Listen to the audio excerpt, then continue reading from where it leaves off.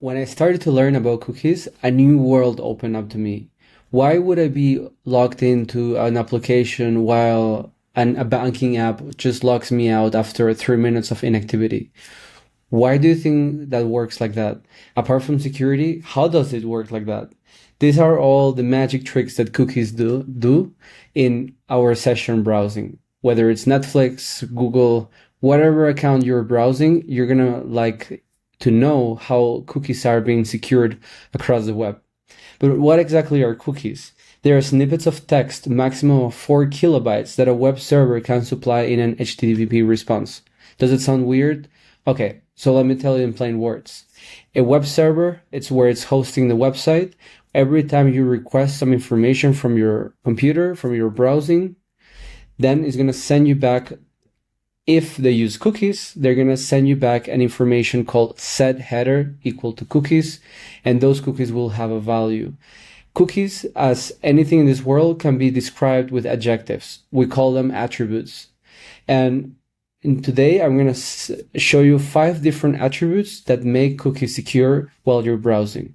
If some of these attributes are missing within the web applications you're developing, you should really check why that is the case. So the first one, it's about making your cookies secure, going through HTTPS.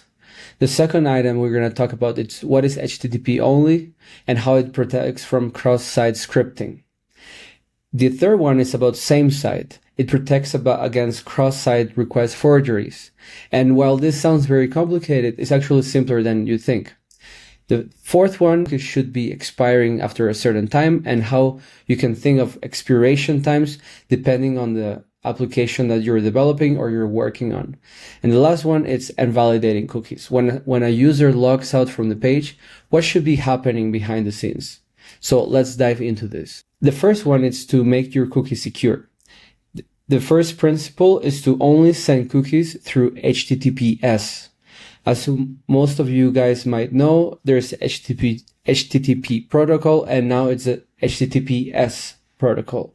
HTTPS protocol is a secure protocol that allows data to be encrypted.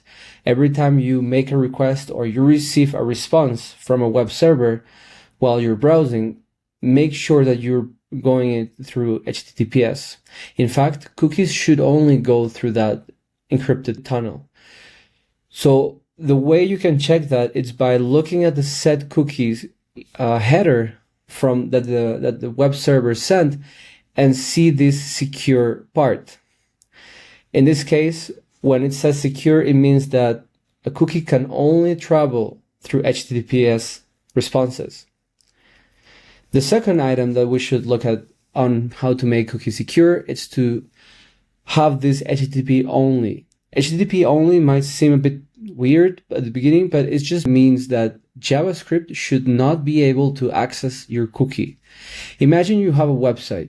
If your website has some kind of vulnerability that allows JavaScript to be executed, the fact that a website can get like malicious JavaScript injected is not actually the act of stealing a cookie.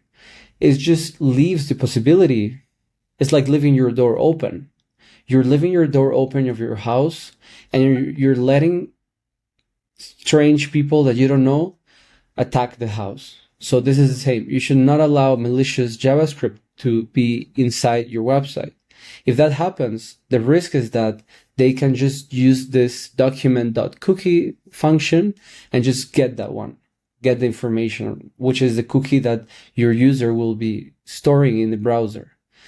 In order to protect from that, you should use what is called HTTP only. HTTP only attribute does not allow any JavaScript to take the cookie and use it in any way.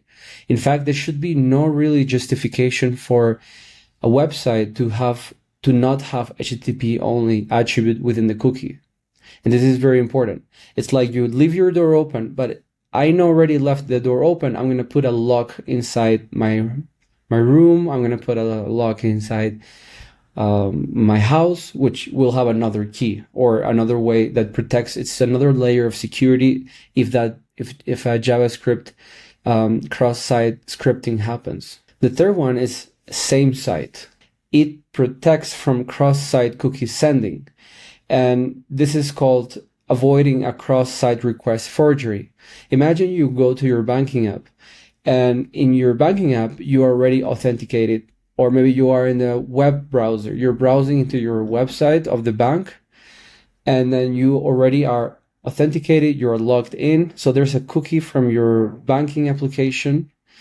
If you go to another tab within the browser and you make a request because there's a link towards it, maybe there's a malicious link that points to the bank application to do a specific action, like for example, download all the transactions from last month from your banking web.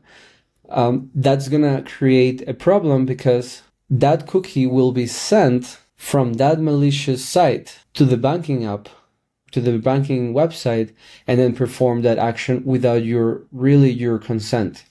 So it's kind of an attacker will not necessarily need your cookie in this case. It will just use the authenticated browser cookie to make that kind of request. And this is called cross-site request forgery because it's across sites, and it's not asking you whether you want to do that or not. So how can you prevent that? You prevent that with the same site, attribute. Last two items that we should look at, it's expiring cookies. Cookies should always expire. The only difference is when they should expire. That will depend on your business application that you're developing. But if you're working with highly secure or personal information like banking apps or healthcare applications or healthcare websites, the cookies of being logged into such private and confidential information should be very short span. So that means cookies for banking apps maybe should last at most 1 hour. Whereas a cookie that is maybe more generic for a logged in for your gym membership, maybe that could be a week. So it really will depend on regulations. It will depend on your local government, but also on what is the best business practice in terms of security and managing security with convenience. The last one, it's actually invalidating cookies. Invalidating cookies is very important because when we are in a website and we log out, two things must be happen on the background. The first thing is that the server must invalidate the session. What it means is that from the web server perspective, that it's giving you the response of the application, they should remove any sort of session ID, any cookies ID, any identifiers to your own session when you were previously authenticated. It should be discarded. If this is not discarded, and your browser might delete the cookie locally, but if somebody could attack or get in the middle of that HTTP protocol interaction between your browser and the web server, they might use still that cookie and try to authenticate and basically browse and do actions on your behalf without your consent. So that's why it's so important that the browser not only deletes the cookie, but also the server from the server side invalidates the session. And that should be actually happening. This is not something that you can control, but from a developer perspective and the people actually developing the application, this is a must. This is really important to take into place. So these are the ways that you can make your web applications cookies more secure. And from a user perspective, these are the things you should try to remember when you're browsing and how cookies interact and how cookies are secure or not secure. This is how you can know it. I hope this video was useful, and thank you very much.